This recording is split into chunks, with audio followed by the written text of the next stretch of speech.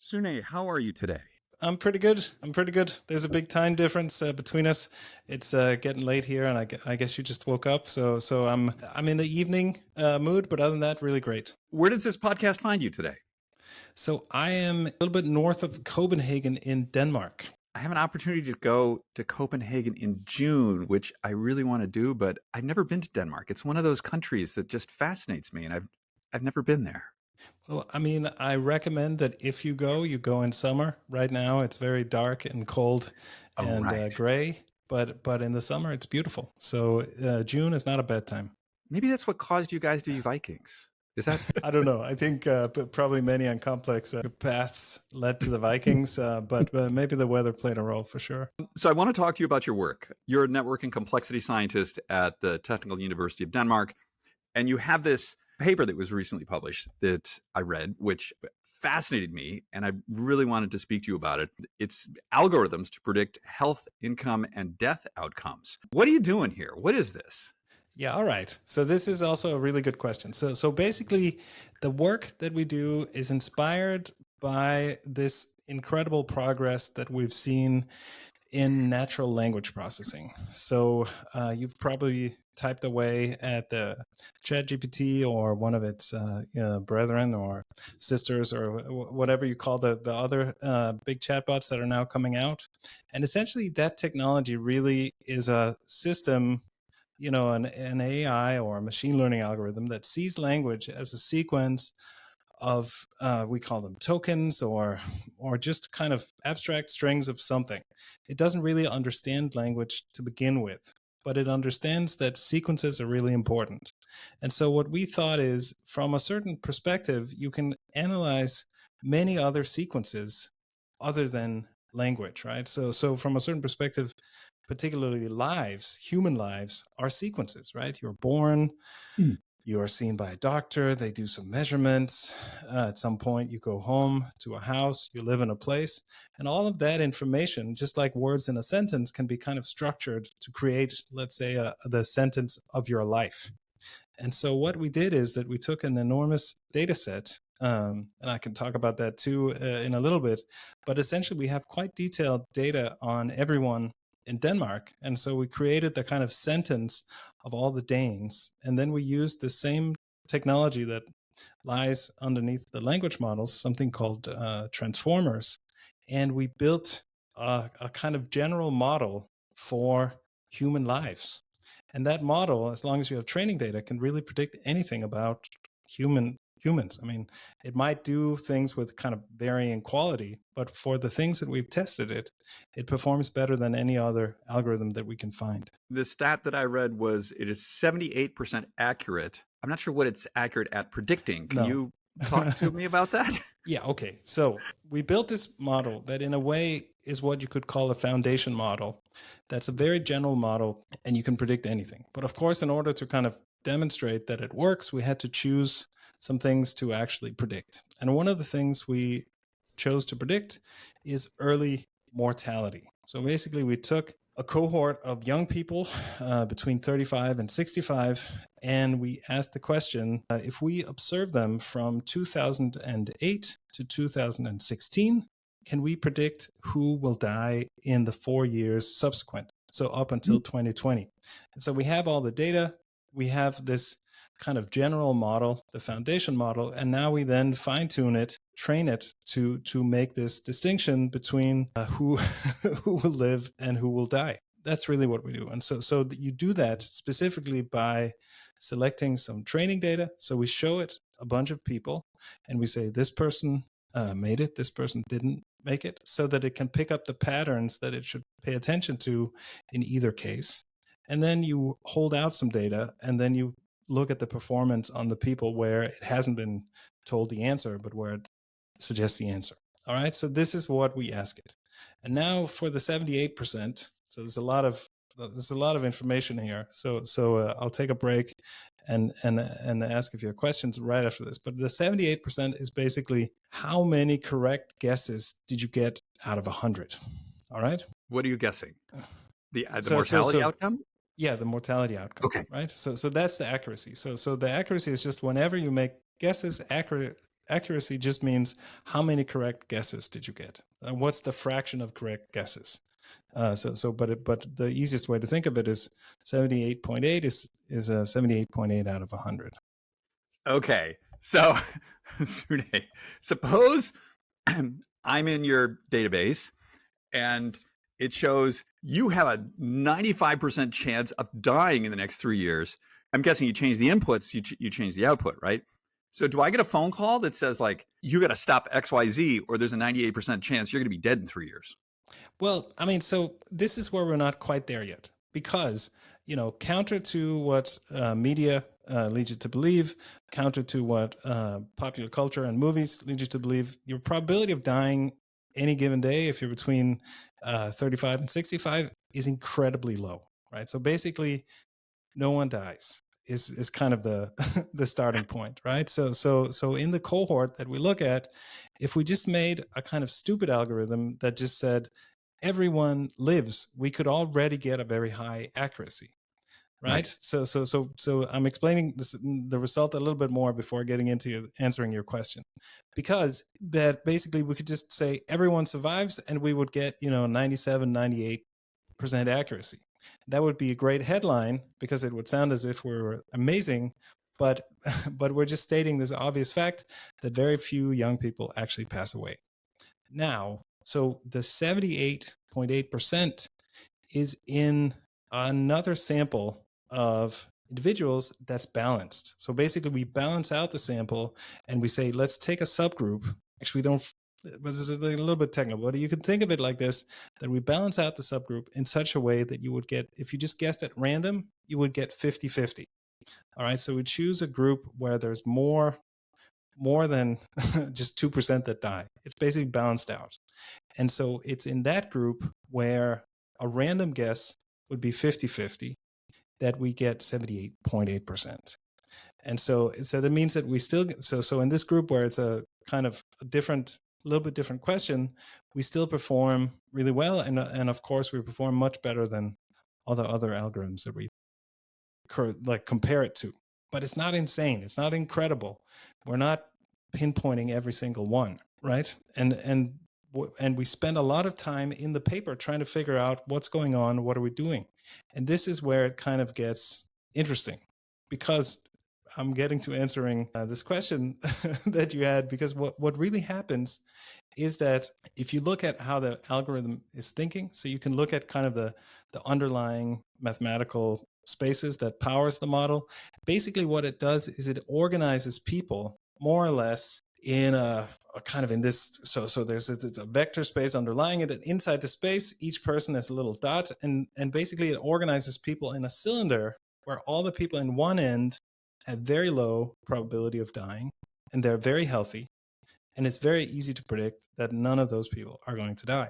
And then it's organized so that in the other end of the cylinder everyone is very unhealthy and has a very high probability of dying in the next 4 years. And when you look at that end of the cylinder, that's when it's difficult to actually tell who will die in the next 4 years. Because of course, if you're incredibly sick, you know, like the doctor might say, you have 3 months, you have 1 year or whatever. But we all know stories about people who live much longer than that, or people who die much sooner than that. So even if you're very sick, of course, the exact date of when you leave this planet is very difficult to pinpoint. And so this is kind of what's really underlying this prediction that we make, is that we really rank people or give you a kind of score of how the algorithm really looks at how healthy are you given the life that you've lived. And so in that sense, it is beginning to, like when you look at how the model thinks, it is beginning to go in the direction that you're asking about. I guess this is my long-winded way of getting to that. This just brings up all kinds of stuff. So privacy issues. How granular is this data? So we didn't talk about the data, but so in Denmark, it's a small little country. And one of the crazy things about the Danish people is that we trust the government. We actually think that, they're nice people. They want good things for the citizens. And so one of the things that we've decided is that it makes sense to have a place. It's a relatively independent organization called Statistic Denmark that basically stores all the information about all the Danish people. So it's all the paychecks, all the tax records, also health records, also education records, and a bunch of other stuff. So for every Dane, there is really kind of very detailed statistical information. And this is something that's also true for the other, let's say, Nordic countries. Sweden has something similar, right? In Iceland, it's even more crazy. They also have the genomic data, so they could really do some wild stuff up there. And that data set really organizes this data so that we can use it for the good of everyone. And it's organized in such a way that you can't just go and get the data. Like anyone off the street can't go and get it.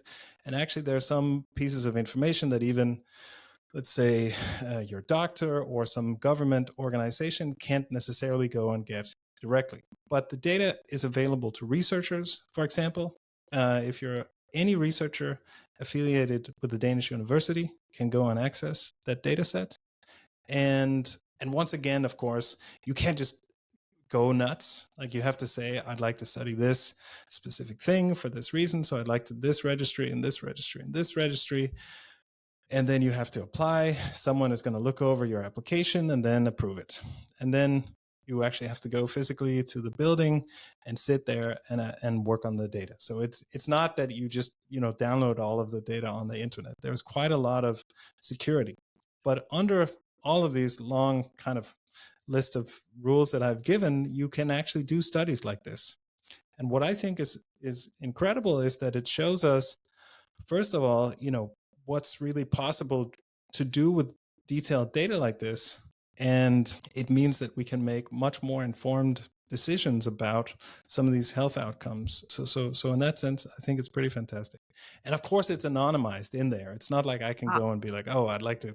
So you're not looking at someone's data. There's some long, wild identifier for each person. I live in a country where this sort of government keeping of data would just arouse like fever dreams of black helicopters among a section of the population. Yeah, sure. But to me, that's crazy because, you have, let's say, you have Facebook, right? They have very detailed data about everything that you're interested in.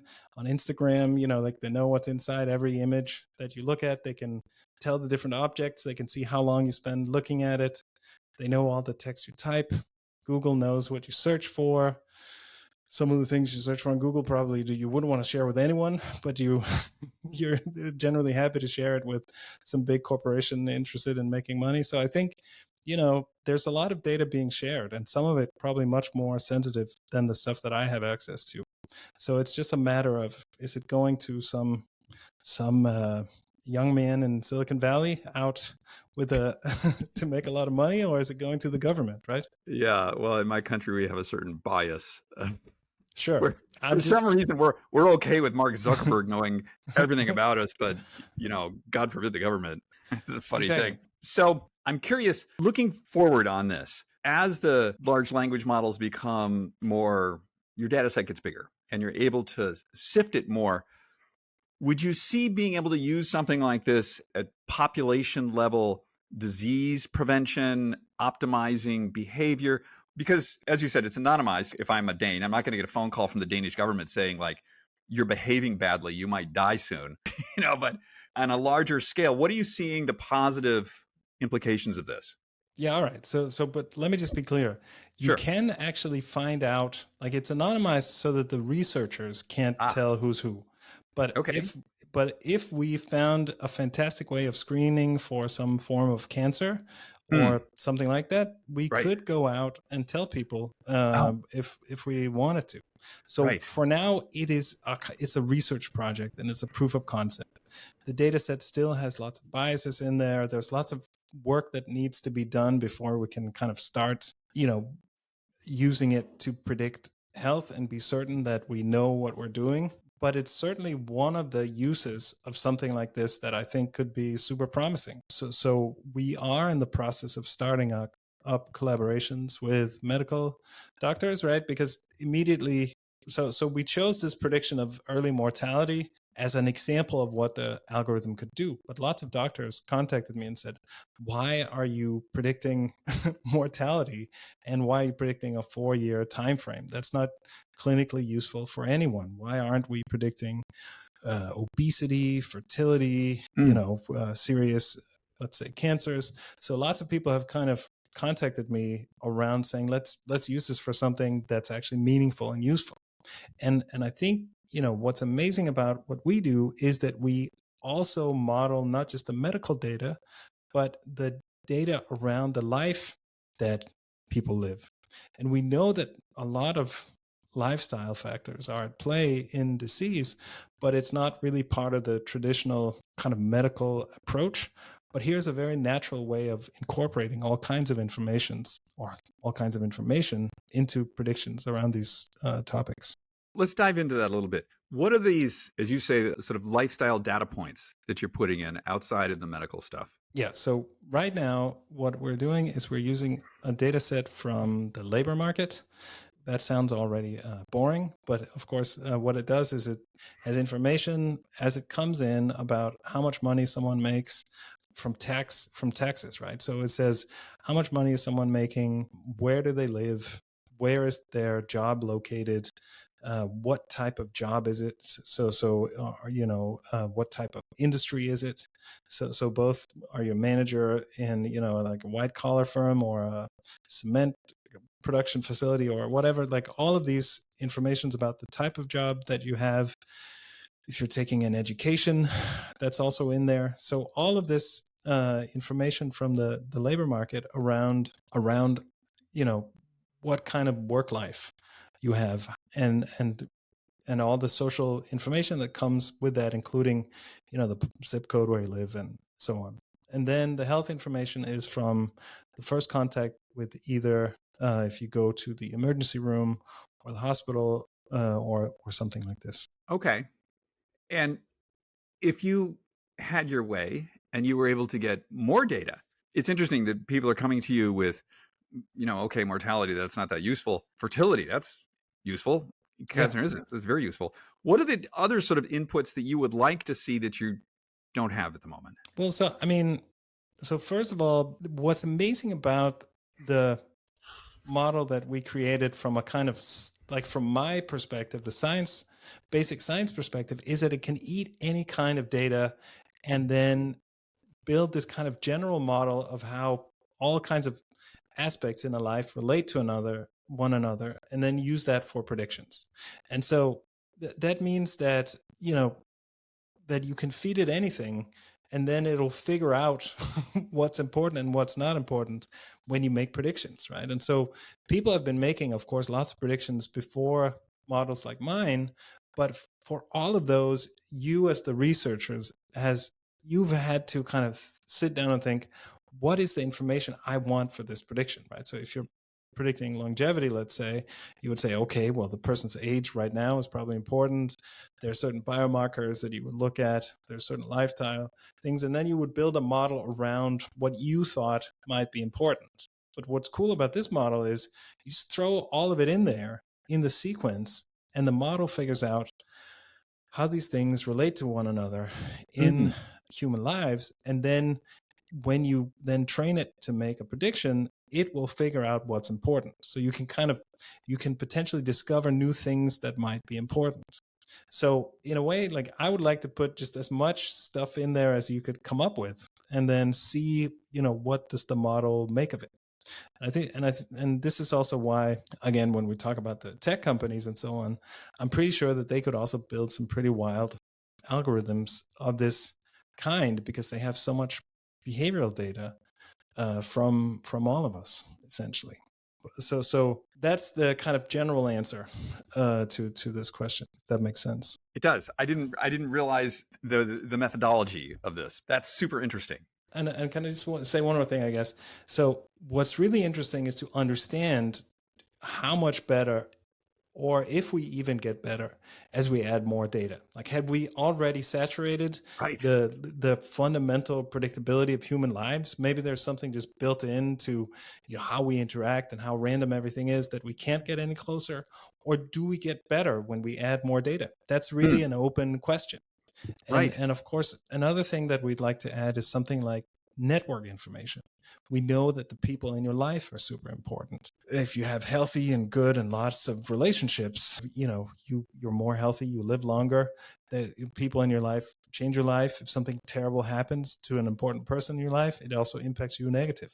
So how do your kind of the connections that you form in the network, how do they relate to our ability to predict the next things that happens? So those are some of the things that we're interested in from a research perspective. Thinking about the networking nodes, my head hurts just thinking about like that. I'm glad I don't have your job. I could not do this. But But I mean, but in a way, but the way you think about a human life is really, or at least in this model, is that you think of each one of us as a sequence of events where one after the other, comes in time, and time runs along the axis. And then those sequences are coupled through relationships. So they right. interact, right? And then something Yeah. happened in your significant other's life, it then changes also the sequence that you're living.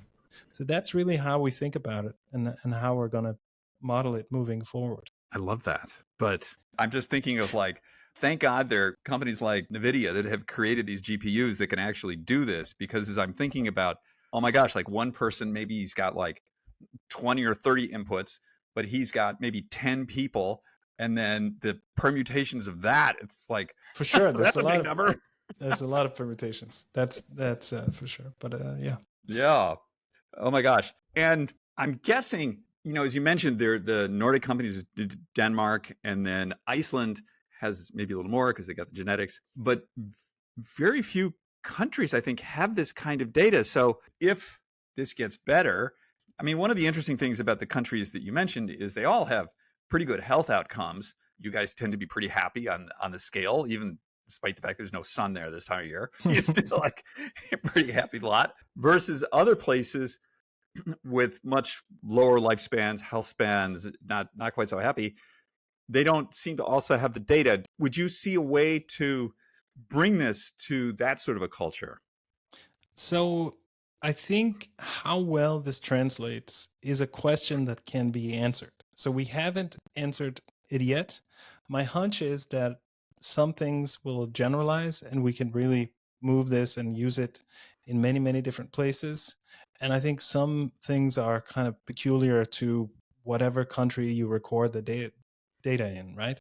Figuring out what's what is one of the things that we have to work to find out, right? And so if you think about the biology, right, some of the things are very fundamental and are true for anyone who is a human person. Some things do depend on ethnicity, right? Yeah, like diabetes comes to mind, where actually there are some important differences that you need to take care of in treating diabetes, let's say. And so, the Danes are a kind of quite homogeneous group of people on the whole. And so, of course, we won't, like, some of those results won't generalize, but I think lots of results will generalize. Things about the labor market is again, some things are quite general. I think it's good for your health to be wealthy and a manager, and all of these, a lot of these social things probably can generalize. But there are also things related to, like, we have public free public education, even at the highest level. We have free healthcare. We have a lot of kind of public institutions that are not necessarily available to everyone, and so that will also shape the outcomes. Even having kind of, like, let's think about the networks. It means something to have really good health insurance in a family versus not having it, right? And in Denmark, of course, it's also detrimental if someone is seriously ill in a family, but with a kind of social safety net, some of the downstream effects on the life sequences of those people will be quite different, I suspect. I'm thinking that here in the sort of hyper capitalist society that I live in, companies like life insurance, they want to know, do I smoke? Do I jump out of airplanes? Do I deep sea dive? But it's pretty blunt stuff. I can imagine them being very interested in this, or health insurance companies being Yes. very interested in this. Yeah. I think my stance on that is that the whole point of insurance is to share risk. Mm, right? And that this basically is a machine that enables you to not share risks as much. And mm, so here I think of the work that we produce as a kind of reminder that, you know, insurance, the insurance industry was regulated quite heavily, and the notion of protected attributes like race and gender and so on, that's really important in American law, was instituted in order to say everyone should be treated equally and fairly, for example, in insurance contexts. And so here, basically, we built a machine to say, now we can tell who is going to be the unlucky person, you know, who will, where something bad might happen to them. And so it's clear that that means that you no longer have to share the risk with that person. This algorithm basically undermines the whole concept of insurance. And so what the work that we've made here kind of suggests to me that maybe we need another round of legislation around insurance to make sure that we still share the risk and to make sure that it's still something that's fair. mm. That's really what I suggest. I think that if insurance companies start doing something like this, it's bad news for all of us. Yeah, they will. Unless somebody legislates something, they will. Yeah, but sure. But I mean, but at least it's happened before. It has been possible to actually say, you know what, people shouldn't pay different insurance Right. premiums if they're of different races just because of that attribute. And I think that's something that we can probably all agree that that's something that's pretty fair. And so hopefully understanding that something like this is possible also means that someone will say, well, maybe we need to get back at it and actually make sure that insurance remains something that's fair and actually helps people. I want to get into something, a completely different topic here, Sure. because you're Dane, and I'm going to have you speak on part of your entire country. I just read this book, Winter Swimming, and there's a whole sort of, I guess, movement, maybe Yeah. mania here in the States around sauna and I guess you would call voluntary cold exposure, which seems to be something that you guys have been doing for. Do you do this? Yeah, I do. Yeah, absolutely. I mean, I'm a little bit also part of this, like maybe an early adopter. So I don't know when, I don't know, maybe 5, 6, 7 years ago, my wife and I kind of started as our, the kids could be home for an hour and we'd go out to the ocean and go for a swim. And so that's a kind of a thing that we do to get away together. And it's amazing. I love it. I think it's a thing because it's this kind of voluntary cold exposure is just amazing and fantastic. That's my that's my stance on that. So, I'm happy to elaborate. Have you tried it? yeah, yeah. Not in the ocean, but I'm in New York City today, but I'm often in Park City, Utah. And the gym that I go to, one of the pools is heated and one of them isn't. So it gets seriously cold there in the winter. So we'll start going in that pool sometime like October. It'll be like Fahrenheit, like 60 degrees. But by the end of November, it's getting close to freezing. And then by December, we go out with a barbell and we break the ice. And you have to pull the ice out. It's very sharp. It'll cut Yeah. you. And then I went out there. I'm sort of telling people about this, and we would get more of us. We would do the sauna first. I chose that gym because the sauna is incredibly hot. And so we bake ourselves and we go out there and we go in the water. But then getting out of the water, how do you get out of a pool? There are these aluminum handles, right? Now, those aluminum Yeah. handles are significantly below freezing and you're wet. So what happens? You put your hands on them and it's just, you're like the first time I did, I thought, oh my God, you idiot. And then my hands are frozen in this pipe. And then I sort of crack them off and get out. And Wow. yeah, well, I mean, mind you, I'm in that water. That's like 30 seconds or something, maybe 45 seconds. If it's more like ocean water, so that's more, maybe 10 degrees above freezing, which is still circulating water really cold. I can do that for like 2 or 3 minutes. And that's about it for me. Yeah. Maybe the water. I mean, we go out. Maybe it's a little bit closer to freezing, even in the ocean water. Actually, this Christmas was very cold, and we were swimming in the ocean with ice floating around. So you have to push the. It was incredible, and I don't know. Yeah, I can also do a couple minutes around those conditions. The real joy of it is the kind of incredible boost of well-being you get upon getting out of the water. Absolutely. I mean, I'm getting to the point. I told my wife recently. I said, you know, even if this was in no way good for me, I think I'd continue doing it Yeah. because the kind of boost in well being I get from getting out of the water is just it's just unbelievable. It's really fantastic. So our travel editor lives on the North Fork of Long Island, and she swims in the North Atlantic 365. Yeah. And so she tells me, like, come February, the water becomes gelatinous, and she's out there swimming, and it's like, oh my God. But I'm with you. The reason I do it, the reason I live in the building I do in New York, is they have a traditional hot sauna, they have a steam room, and they have a cold plunge. Yeah. The cold plunge isn't as cold as what you're going in, but it's cold, pretty cold. And I tell people, it's like, well, the first 20 seconds are horrible. You just have to, like, you're just not going to be unpleasant. I don't care. It's just not fun. But then everything sort of equalizes in this funny way. But then you get out. The human body is unbelievable, right? Because it really is a machine. And when you first go in, especially in the beginning, you really think, all right, now I'm going to die. Right. It's over. Everything hurts. It really hurts. And then your body is kind of like, all right, you know, like you have this panic, and then the body's just goes like, all right, this is the situation now. You know, we have to navigate. You come all the way down, you're in there, and all of a sudden you can breathe, and you have this kind of grace period, as we talked about, of a couple of minutes, and you shouldn't stay in too long. You know, then you'll start shaking when you come out. There's serious risks of hypothermia and so on. But you really get this deep calm.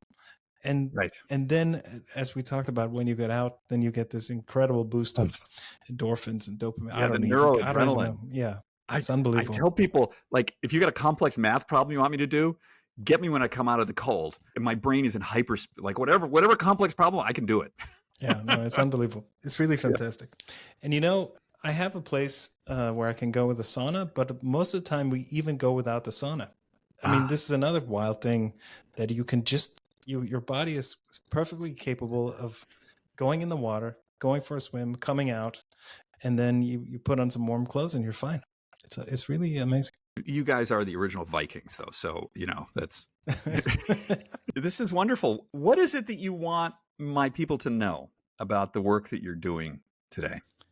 Well, so what I think is exciting is that this is really kind of a new way of modeling data about people, and it's a new way of gaining understanding about human lives. And what we're doing is that we're kind of saying, you know, social scientists, public health have been looking at these kinds of problems for a long time, especially in terms of prediction, not with like a huge amount of success, especially in the social sciences, but also in the health space that you're in here. And then we have, you know, the tech companies that have made these enormous advances in making predictions, that they can really make incredible predictions running algorithms like the ones that we talked about.